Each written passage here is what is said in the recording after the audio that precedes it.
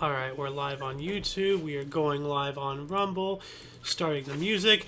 Hello, good afternoon. Welcome to the Omni Coalition show, aka TOC Show. Just going off of script and all that stuff. So, yeah. I am Xander. Like, who am I joined by today? King's Refuge.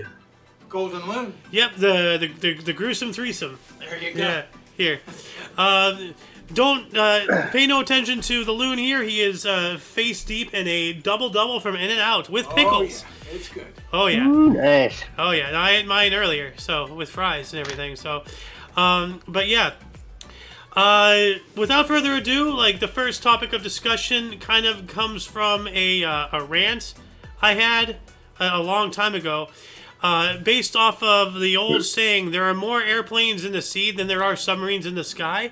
And me being me, I'm just like, yeah, when are we going to get submarines into the sky? And then it went on from there. Well, since we have flying submarines and they're already like a contained craft, when will we have submarines that go into space? And then that took me even further down a whole rabbit hole of stoner thought. And I was just wondering, you know what? When will we have crafts, like, you know, like aircraft, you know, or sea craft or submarine, whatever? When will we have, like, vehicles, obviously military first, that can operate in multiple environments for warfare? So, like, you know, we have airplanes, you know, we have boats, we have submersibles, and we have, well, you know, not on the record, but we have, we now have a space force, and who knows, you know, what craft we have, if any. But I've just been wondering, when will we have craft that can go from the air in one environment into the water, which is, depending on how deep you go, multiple environments, you know, the deeper you go, the more pressure there is, and be able to work in zero environment, which is space, all the while having weapons and weapon systems and automatic switchings and things. Because if you fire a missile in the air, just like, you know, like normally, like from a jet in the air, it's going to behave a certain way. If you fire a missile in the sea, otherwise known as torpedoes, those behave a different way even more. You fire a missile in space, I'm not sure if it'll, like, you know, really operate the same way, because, like, these are all different environments. They operate the same. Even lasers will operate differently in a one environment, zero environment, and in the water because of the reflective properties and everything, lasers. So when will we, if we don't already have them, have vehicles to operate in every conceivable environment? Because we will have to have that. Somebody's going to eventually develop that technology, and then everybody else is going to be playing catch up. So, like, what say you guys? Dead silence, huh? Well, yeah. You've laid a lot of stuff out there, and just keep in mind everything that, in general, as far as technology goes, whatever the public finally sees and realizes, old news to the military. Oh, it's already General, 30 years at least, you know? So, who knows what they already have, like you say. Yeah. But there's so many, you know, like you say, going into outer space with a rocket or whatever kind of... Well, not a rocket, but just a... Yeah. Well, I mean, like, you know, for example, if you're in a dogfight, okay? And then what if your enemy goes in the water? What if your enemy goes into space? You got to follow them, and Well, not only... Then that's technology that's so far ahead of you, you're going to lose. Well, I'm saying, like, eventually, I mean, this technology will have to be developed and then caught up. Yeah. So how long before we get there? You know, just ideas, because this is coming, you know? It is. And on top of the crafts, the weapon systems and the weapon themselves all have to have things that automatically switch when you go into different environments. So, And keep in mind, it's been reported, which I'm not saying it makes it real or not real, that UFOs have been spotted in the air going into the ocean. yeah. Oh, yeah. Well, that mean they go from the terminology is different, by the way, just to keep you up. Yeah, They're no longer called UFOs; they're called UAPs, which are unidentified aerial phenomena. Oh, okay. And then now, if they go underwater, they're USOs, unidentified submerged objects. Oh, my Yeah. goodness. So, yeah. Yep.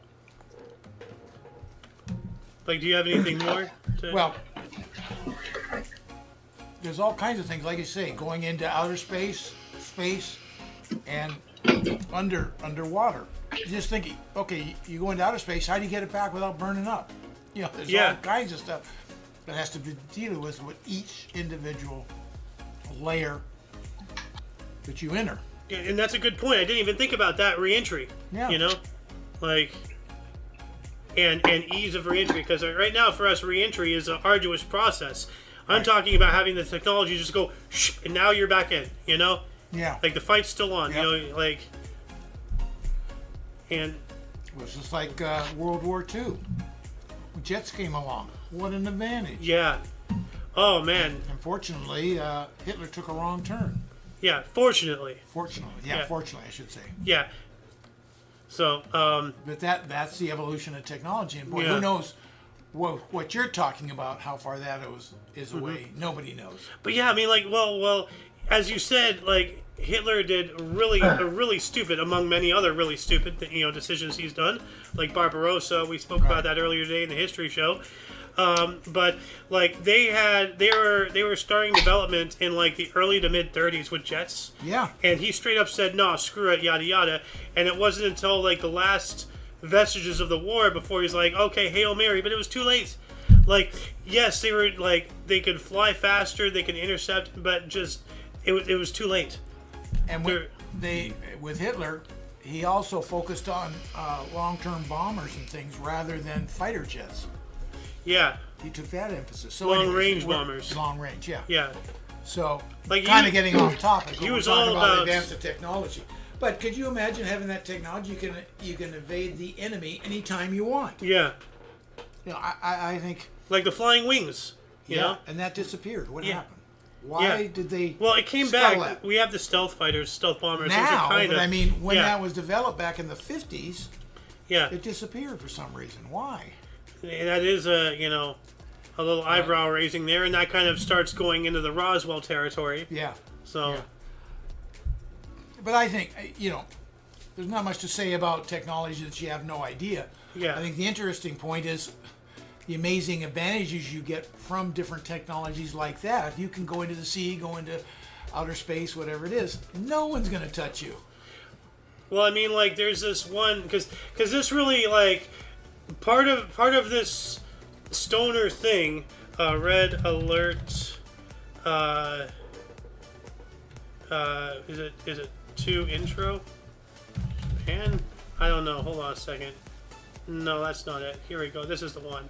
There's this one section of this Red Alert 2 that really it exemplifies my point here. Let's see, where is it? Here we go. So let me just play this one section. So you have an invasion fleet coming. Okay, so we have surface craft, we have landing craft, we have tanks. Standard stuff. It's just higher in technology, but basically more or less the same thing as what we did in D-Day. Yeah. Because we had, pardon me, we had surface craft, we have landing craft, we had tanks and everything. But watch this.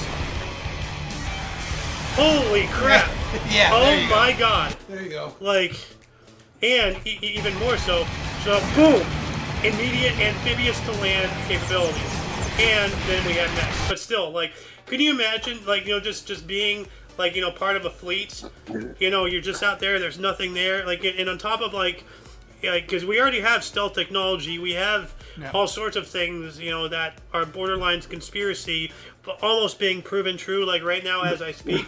But like, imagine you're just out there, as one ship or a small flotilla or whatever, just doing what the military does, what the Navy does. Like, everybody's Navy, they all have ships going around, just out there doing practices, doing maneuvers, playing war games, doing whatever it is that they do.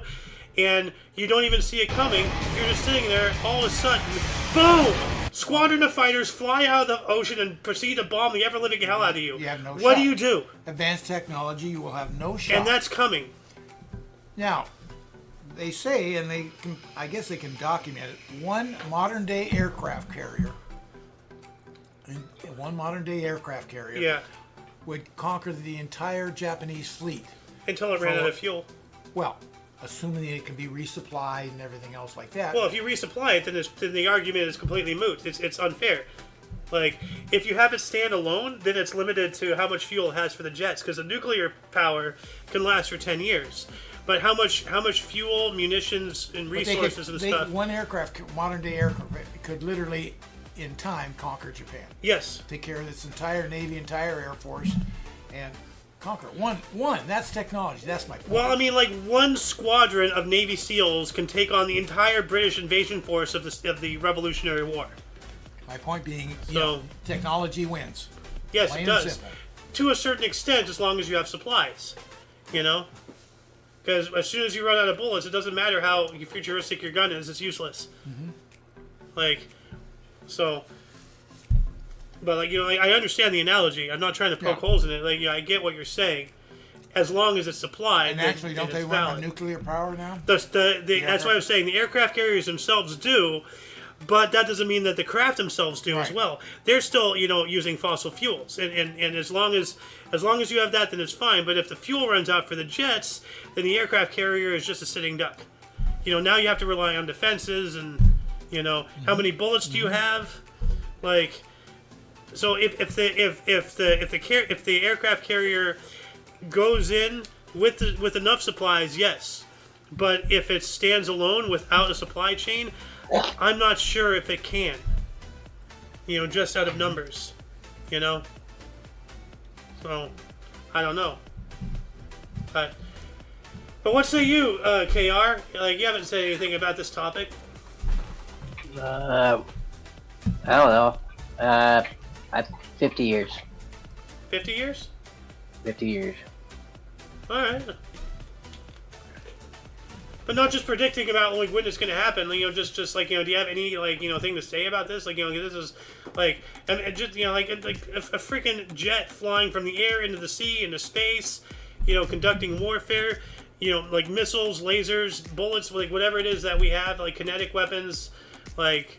Well, put it this way: if it's not ours, we're dead. Plain and simple. Well, of course, yeah. Like, I'm just wondering, like, how life will be when this becomes a thing, and then eventually when it becomes commonplace. And then eventually, like, like after the military implications, of course, then when will it be before we have, civilian craft? Like, let's go fly over the Andes Mountains, and then we're gonna go check out the Titanic. Yeah. In one trip, it's the same craft. You got to remember, you're thinking of this advanced technology in today's terms. As this gets fully implemented, and this is just commonplace technology. Yeah. Everything else in the world's up to technology. Oh yeah, everything is It's hard to envision what that one thing would be. It seems awesome and unbelievable to us. Yeah. But what's the rest of the world doing? You can't look at it in 2024 view. Because everything's changed. Would that mean that future sight is 10/10? Because hindsight is 20/20? Future be 40/40. Oh. Still got to get there. Wait. We've been at 10. We're at 20. Are you sure 40? We got to get to 40. Are you sure 40? Because now that's making me think of Warhammer 40k. In the grim dark of the far future, there is only war. So, well, anyway, let's move on up to the next topic I had here. Now, I had a couple articles I gathered for the news show, but these are things that weren't really news, but were interesting things to talk about. So I have here, the world's widest avenue has 16 lanes. So, Avenida 9 de Julio in Buenos Aires, Argentina, holds the Guinness record for the widest avenue in the world at approximately 140 meters. It features a total of 16 lanes, so crossing from one side to the other is quite an undertaking. And I'm not going to read the whole thing, but they do have a video in here somewhere. Here we go. I want to see that. Yeah. So let me bigger 10 this. miles out, you got to start changing lanes to get off. Yeah. So.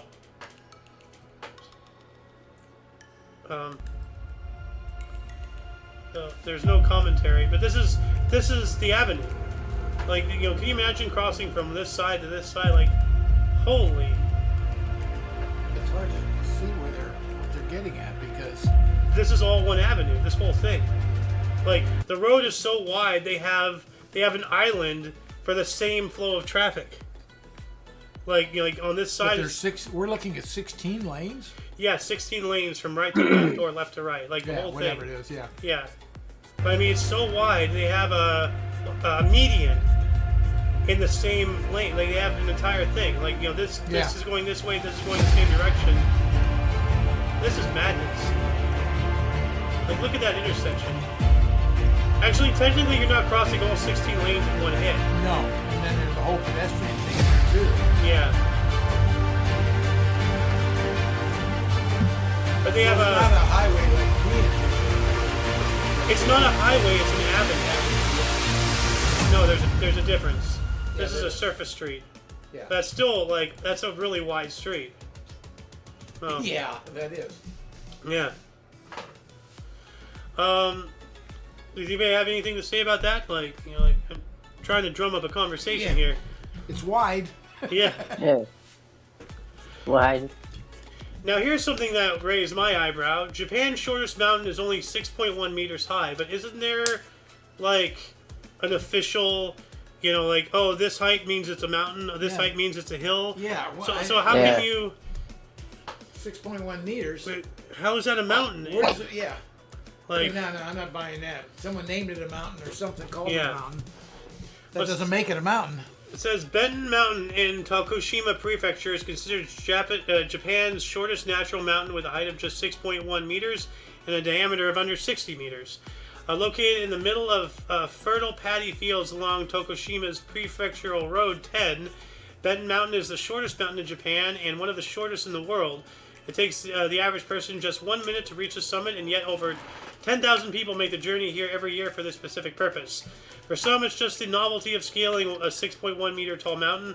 Others come to admire the wax tree. Did Madame Tussauds made this? What's going on with the wax tree? Give me a reason why it's a mountain. I mean, that's it. It has the Japanese whatever this is called. Like That's it right there. that's it. It's just a mountain with. Someone to, we live on a mountaintop. Is that it? No, we live on a hill. Yeah. Like. Okay, according to the Ordnance Survey, a mountain is typically considered to be 2,000 feet tall. The International Exotic Expedition Association defines a mountain at 1,000.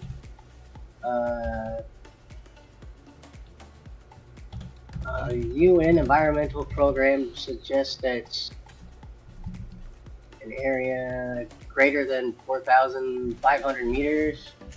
So yeah, Van's wrong. So 6.1 meters is like it's over 20 feet by such a minuscule amount. It's in the 20 tens. It's 20 feet. Yeah. Like. So. I'm sorry, that's not a mountain. Like, I don't know why they call it a mountain, but, like, they have a video here. Let me play it really quick. So that's it right there. The tree on it is taller than the dang mountain. I know. Yeah, come check out our hill. Yeah. I'm gonna go mountain climbing today. Ha! Oh yeah, hey, let's climb this mountain together. Yeah. So. And they have stairs just so you can climb them And out. handrails. Wait a minute, it's not wheelchair accessible. Uh-oh. No, what's the Oh, problem? here we go. What? Oh, cool! They have one of those little worship boxes and a shrine. Yeah. So that's it. That's it. Yeah. There's not even like a switchback. That's it. Take your skateboard, go down the rails. You took your skateboard down a mountain. I grind my skateboard down the whole mountain. There you go. I mean, it's cool and all, but like it's not a mountain. You know. Now Fuji, that's a mountain. Yeah, there's a mountain for you. Yeah, I don't know what these are called, but like this shrine. Obviously, shrines are very prevalent in Japan and a lot of places. But like these boxes specifically here, correct me if I'm wrong, but I think that's a Japanese main thing. Like I've seen these before, and I don't really. I think that's like to leave things or something like in honor or in respect of whatever deity or. It looks like it could be brochures or something, but it's probably not. It's some kind. I think it's something to do with the shrine as well. I've seen these two objects in conjunction very often. Okay. So now I'm no expert in Japanese culture, but I mean, so It's not a mountain, sorry. It's not a mountain, but hold on a second. What are those shallow boxes next to Japanese shrines? Shrines. There we go. If you get an answer, I'm going to be surprised. Etiquette tips for visiting a shrine. So it's a tip lever. Like that's what I said. Like it's there to leave things for respect and whatnot. Hold on a second. Images. Yeah, this is what I'm talking about. Like little. Like here's an example of one. They come in many shapes and sizes. But like you leave. It looks like Zenieri Baten. Oh, Kumakura's most unique shrine. Okay. I'm trying to figure this out. Like, I need someone who's more knowledgeable of Japanese culture. But yeah, no, there's etiquette at shrines and temples, a step-by-step guide. Okay, that's the statue. That's this. When you go to a country, people should be way more in tune to different etiquettes wherever you're visiting. I mean, in the age of information, ignorance is a choice. There's no reason why you can't do a quick 5-minute Google search and figure out basic customs as a tourist to a nation. Anywhere. It's called respect. Yeah, well, it's called basic. It's not just respect, it's basic decency.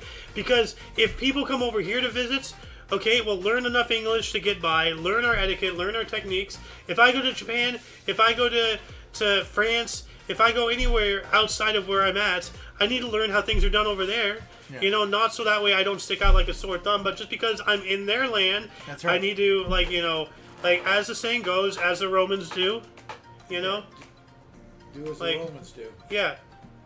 I'm not finding... Okay. But you get the point. That's I believe that's what that structure is for. I'll give you that one. I'll give you a good pull on that one. Yeah. Anyway, here's an article that might give the loon here ideas about what to do with me. The world's smallest prison consists of only 2 tiny cells. So there's still room for one more. Well, maybe we should go find Jess. The island of Sark... prison over a jail. I'm sorry? What defines a prison over a jail? I think the severity of the law and how you are locked up. Because jail, you just go there to serve time. Prison is for harsher things. You know what? Let's look this up. Difference between prison and jail. I would think it'd be the amount of cells first. Not necessarily. Let's see here. What's the difference? Prison versus jail. We define prison as a place of confinement, especially for lawbreakers, and jail is a place of confinement for persons held in lawful custody. Okay, there so you go. It's mainly for holding, jails. Yeah. Whereas prisons are more permanent. Yeah. So, once you've been convicted and sentenced, you'll go to prison. Like they'll hold you in jail till they. Well, like if you get arrested for like a traffic violation, or you break some kind of misdemeanor or something, then you go to jail. If you kill somebody, or do something really egregious, then you're going away for a long time. So you're put into a more permanent, established facility with more things built into the actual structure of the building. There's min max, medium max, high max, super max prisons. Like it's what's it called? Alcatraz is considered the world's first supermax prison. Yeah. Because it's because of its it's out in the water. It's the geography around it makes it damn near impossible to escape. Yeah. So there you go. To answer your question, good sir. Anyway, well, where'd this thing go? Here we go. Pardon me. The island of Sark, the smallest of the Channel Islands located between France and England, is home to the world's smallest prison, still in use today. Whoa. No, still in use. A tiny building with only 2 cells. There are no cars, no roads, and no streets on Sark Island, but there is a small prison dating back to the year 1856. Now, saying prison, okay, so it is a prison. Yeah. So it's not just a jail, it's a prison. Featuring just 2 tiny cells, one measuring 6 feet by 6 feet, and the other measuring 6 feet by 8 feet. Oh, so they have a handicap stall. That's pretty nice. Separated by a narrow corridor, it holds the Guinness World Record for the world's smallest prison. It's only fitting that an island measuring just under 5 kilometers long and 1.6 kilometers wide, with a population of under 600 people, be home to the world's smallest prison. The two cells only have a small wood-slatted beds with thin mattresses for inmates to sleep on, and inmates can only be held there for a maximum of 2 days, after which they have to be transferred to the larger prison facilities on the neighboring Guernsey Island. So it's more of a jail. It's a jail in action, but it's a prison in name. paper, yeah. Yeah. So, according to the Sark state website, the Guernsey courts ordered a new prison to be built in 1832. Because the original one was deemed unfit due to budget constraints, it took over 2 decades simply to begin construction, of course government, on the new holding facility. It was completed in 1856 and has been in operation ever since. Law enforcement on the island doesn't get crime reports very often, but the prison is technically still operational, and the cells do get occupied by the occasional rowdy tourist or inebriated local. So there you go. Don't be a jackass when visiting other places. Don't get rowdy. Yeah, don't get rowdy. Well, I mean, actually, this is more of like a social media influencer's bucket list. I'm gonna get arrested and spend a night in the world's smallest prison. Yeah. I mean that will get you some social media clout for sure. Like, as long as you get out. Well, I wonder what the chances are of getting shanked in the showers here are. Pretty small. Yeah, there's still a chance. Yeah. As long as there's a hose and a toothbrush, there's still a chance. So, anyway, and let's see here. We have Ghostbusters superfan collects 2012 pieces of memorabilia. Like different. You're kidding, yeah. Different Ghostbusters stuff. Like, posters, toys, knickknacks. This is from the original movie, I assume. I think from the whole thing. I mean, this looks like even like the clapboard is a piece of memorabilia. A British man with a record-breaking collection of 2012 items related to his favorite film franchise said being in his home is like living in a Ghostbusters museum. He took the Guinness World Record from Ohio man Robert O'Connor, which tallied at 1,221 items back in 2020. McQuaid, whose rarest items include Ghostbusters 2 Christmas cracker box and a Ghostbusters stunt kite, recently appeared as an extra in the latest Ghostbusters film. Hey, how about that's that? Pretty cool. Yeah. Nice. He hopes to keep growing his collection, and that's about it for the article. So, that's pretty cool. I'll bet you he's not married. Now, that's just rude, stereotypical, and in every sense, highly likely. I'm not going to disagree with you. So, yeah, no, it doesn't say anything about him having a... Probably just understood. Yeah. I mean, gotta spend your money on something. Oh. Anyway, and the only article I can think of, like, unless anybody else has anything they just want to randomly talk about, I have something else actually that Blonde and I or KR and I were talking about last night. But if anybody has any ideas before we do this. Well, news of the day, so to speak, and we were talking about this morning. Wonderful California, if they pass it through the House and State. Oh no. Yeah. New cars will have it in it, and your car will, they'll put a chip in your car and record wherever you go. And then you're going to pay a tax on the mileage. Yeah. So that's bad enough. But the worry is the state of California is going to now know wherever I go. No, screw you. Well, they already have a way to track you unless you leave your magic rectangle at home. Yeah, man. But no, but that's my transportation. This is I take by choice. That's my communications. Big difference. You can just go ride a bus. And if you can. We can't over here, and in our city we don't have a bus. No, they took it away a long time ago. The closest bus is a mile away. No, not an hour away. Well, to the edge of the city limits. Yeah. But still, I don't, yes, you're right with the tracking, but I don't think that's the main purpose.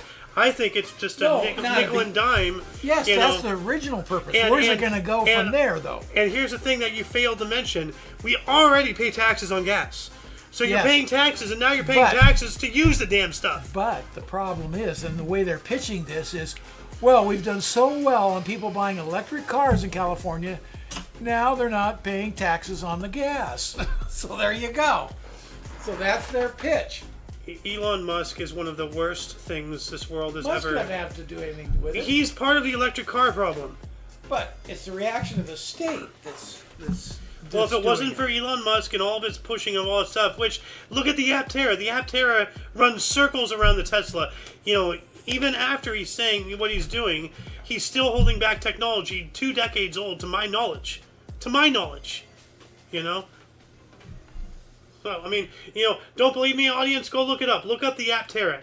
It gets, like, the equivalent of, like, 300 some odd miles to the gallon. So, like, it got, like, some... Actually, hold on. Yeah, I can look this up probably right to here. the charge. 300, 400 miles to the charge. Aptera range per charge. I'm going to do this live. How Aptera gets 40 miles of solar charge per day. Well, remember, the Aptera has a solar roof. Yeah. So, right there, they're already trying to bend words and everything. Okay. Let's see here. Solar charge. 1,000 miles per charge. Okay. What is this? This is from Forbes. Is this still the Aptera? This is the Still Aptera. exist? Does Yeah, it? yeah, it came back. Okay. They're doing a revitalization. But, okay, so it's saying here 1,000 miles per charge. What's under the hood of the longest range electric cars? And let me find a better, like, okay, that is not an Aptera. But hold on a second. Like, let me, so that way you can see it better. Aptera, here we go. This is what I want to show you. So open image in new tab.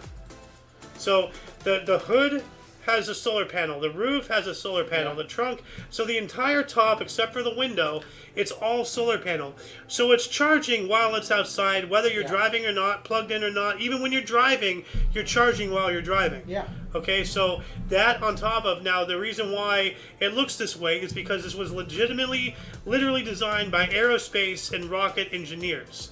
So everything here is designed to cut through the air. Oh, and aerodynamics, yeah. but not just aerodynamics, but, you know, space age. Like, that's why the wheels are disconnected to provide a different airflow. And covered. That's why they're covered. That's why they're covered as well, at least on the top and everything. And you can't tell, but there's one wheel in the back. So it's 2 in the front, 1 in the back. So it's a tricycle.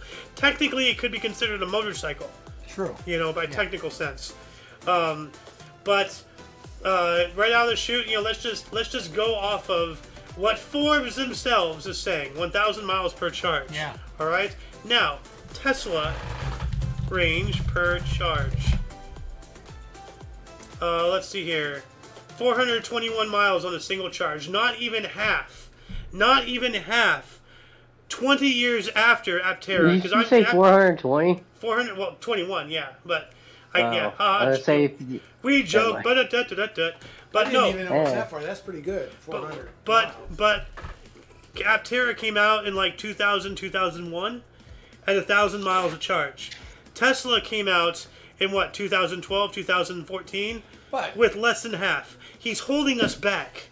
Elon Musk. Wait a minute. You look at the Aptera, the aerodynamics, and all that good stuff, and then you look at that Tesla has built a standard car that the public will buy.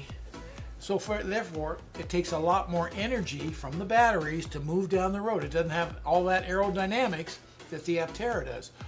I mean, they're way different. They're not comparable. That's by choice. I understand that. But who's buying an Aptera? I will if I had the money. Okay, you will, but you didn't buy one. How many Teslas are they selling? Hundreds of thousands. There's a lot of gullible sheep out there. Well, that doesn't matter. It's a does. sellable car. The Aptera isn't, to the general public, isn't a sellable because car. they don't know about it. Well, no, it's not a sellable car for a family or anything else. It probably seats 1, maybe 2. It seats 2. But still, you don't see any of these. No. You know? Like, granted, you do have very valid points, but at the same time, you'd think over 20 years that there would be a lot shorter of a gap between the mileage. So he's holding us what back. you'd have to do is you have to look at the consumption of energy from one to the other, and they may be equal in efficiency. That is true. I'm not saying they are, but they may be. Yes, you're right. I do need to take more of a deeper dive into that, but at the same time, once again, you'd think that there would be less of a gap. Yeah, on the surface, you'd like to see Tesla get to 1,000 miles to charge. Yeah. What say you, KR? Yeah, I think it is holding us back. I mean, This whole electrical thing needs to be redone. I mean, yeah. it's just totally backwards. How we go through the process of producing it and then recycling it, and it adds up. Well, they say it takes for the standard electric car to break even on energy consumption. It takes about 60 to 100, depending on the car, 60 to 100,000 miles before you break even, because of the battery manufacturing and shipping around the world from China to here, and all the mining that goes on for the batteries and everything like that uses a lot of natural resources. So it takes about 60, let's say 60,000 miles to break even. Then you start saving energy. Yeah, Aptera is releasing a 2-passenger solar-paneled electronic vehicle, and Tesla is going to release a much cheaper compact car that will be at the same level as the 250 and 400-mile range Aptera vehicles, or so this article says. If Tesla is able to launch a $25,000 vehicle, who's going to be interested in an Aptera? But once again, remember, how did Elon Musk get all this money? Government subsidies. So the government has a financial gain in this. So, every business he has started since he sold PayPal, he's said, "Hey, free money from the government." Actually, SpaceX was already around. He just bought it. I believe he started, or he bought it with the idea of getting subsidies, but he got subsidies to develop it. Same with the Boring Company.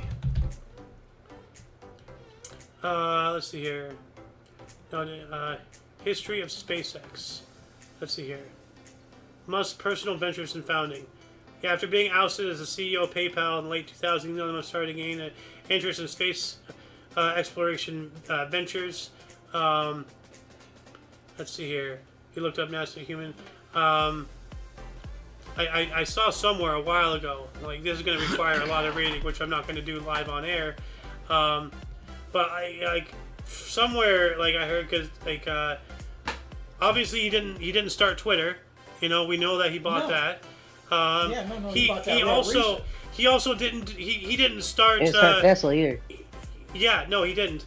He also didn't start. He didn't start PayPal. He actually came in later on and he took it over. I have no idea of the history of PayPal. Yeah, but no, like, Elon Musk has been caught time and time again being a big fat liar. Like he's gone off saying, and if you don't believe me, don't take my word as gospel. If you don't believe me, go look this up yourself. And you don't even know if that's accurate, if he got ousted or if he left. Well, there was a thing that he did something stupid, I have no idea. Well, remember when he got in trouble for allocating funds for something? He did something because it's a publicly traded company. But he's done that a couple times before, and he did something kind of like that, and that's what screwed him up with PayPal. But he did not invent PayPal. He just got in there, and he was a crap coder apparently from people who worked there and everything. And he said that he grew up in poverty, which was a complete lie, because his family were rich in South Africa. They owned an emerald mine or something. Like, Elon Musk is just a liar, just a liar. Tell us how you really feel. He's come up with a lot of innovations. You really want me to say what I really feel? No. Let's stay on the air, shall we? Yeah. No. Believe me, I'm saying the nice stuff. So, let's not forget, all these, these people, flocking to Elon, thinking that he's some kind of savior to humanity. He's using Chinese slave labor to build all of his cars. He's causing more irreparable damage with all the pit mines for the lithium to make all these batteries. He's doing more damage himself as one company than entire nations can do in their tenure. And people are just eating it up. No. So, once again, if I'm wrong, say something in the comments. Do some research yourself. Don't take my word as gospel. Only use me as a springboard for your own education. Look things up yourself. That's the smartest thing you said all day. Absolutely right. For anybody. I thought the smartest thing I said all day came out of my other hole earlier this morning. Remember when we were having coffee? And I just let it rip? Yeah. That's your potential. Well, anyway, unless anybody has anything else to say, I think it's a good time to wrap up. Sounds good. I enjoyed it. All right. Yeah. All right. Well, thank you very much for joining once again. This has been TOC Show, the Omni Coalition show. We have other shows. Like we have a history show we do almost every day at 11 in the morning Pacific time. We have a news show, notable events, weather, and sports, Fridays. We have, this talk show is now bumped up to Mondays instead of Sundays. And ThEoD, The Edge of Disclosure, our UFOlogy, paranormal, conspiracy, science, technology type show, bumping that up from Saturday to Sunday. Any date of a re-kickoff on that?